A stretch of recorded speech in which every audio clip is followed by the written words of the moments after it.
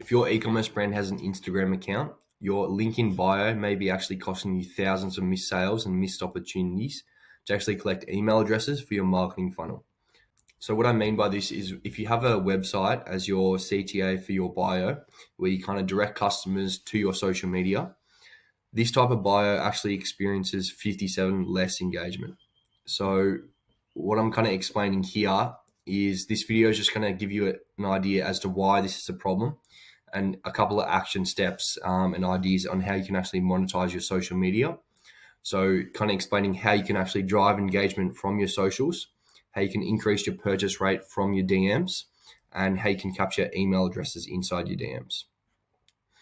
So just a bit of context, the common setup for an e-commerce brand, social media, Instagram kind of specifically, this is usually just a way for a brand to post about their new product drops. You might reshare some customer stories and promote a new photo shoot. This strategy per se, it's very outdated and is used by almost everyone in the market. So where to engage with customers, your audience is invited and actually driven away from socials to your website. So your call to action in your bio doesn't actually give your audience a reason to stay on social media, and therefore your engagement is going to take a hit. And so this is what I'm talking about when those missed opportunities to capture emails and drive sales through your social media. So this kind of hurts you for two reasons. So number one, as I was saying before, customers don't have a reason to stay on your social media, and I'll explain why this is important in a second. And number two, the Instagram and Facebook algorithm sees your customers going away from your socials. Meta doesn't like this, and this is going to really hurt your presence on your social media and therefore make it a lot harder to actually kind of grow and push your brand out to grow your audience. So when you link your website in your bio, this heavily impacts your reach. So the algorithm actually hates this and will actually decrease your reach by 200%. So that's a bit as to why it can kind of hurt you and leave a lot of revenue on the table. So how to actually fix this? So you want to give your audience a reason to stay on social media. So you want to change your call to action and kind of give them a reason to actually stay on socials instead of just clicking onto your website.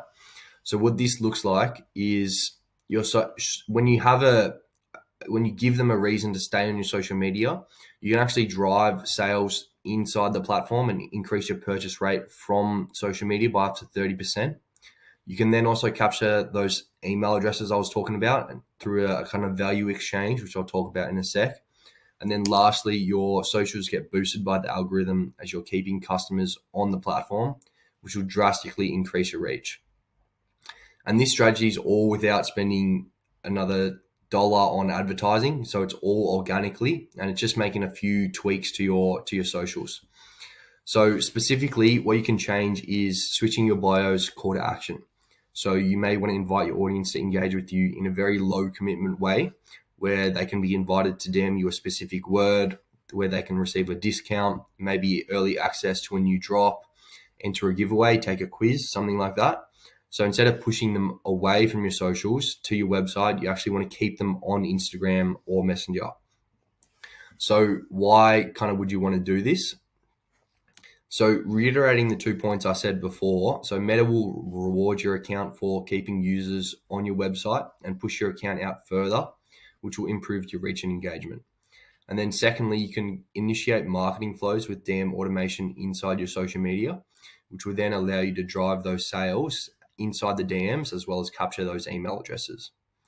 So I'll touch on the DMs kind of briefly, and what I'll do is I'll make a separate video kind of explaining these a bit more in depth. But there are a couple of different flows you can initiate and engage with users. So these are going to appear personalized to the user and allow you to actually kind of nurture and further educate your audience on the products and your brand. So a couple of examples are, so a bio, so DM 20 for a 20% discount, reply early to get early access on our upcoming drop, comment enter plus like and share to be entered into our June giveaway. So things like that. One thing I do want to mention is you may kind of be thinking, I don't want my customers to constantly kind of rinse the discount. And what you can actually do is set up certain tags that allow you to note if the customer's already used the discount and if they've already triggered the flow. And so this will allow you kind of store the customer and note their engagement. And then as well, you can kind of set up different flows where if they have initiated the tag before, you can set up a different flow which will initiate another kind of marketing conversation. So things like that, you can get pretty creative with this and have a lot of stuff on the back end to kind of, if they have initiated the flow, you can take them through a different route and those kind of things. So why this actually does benefit you.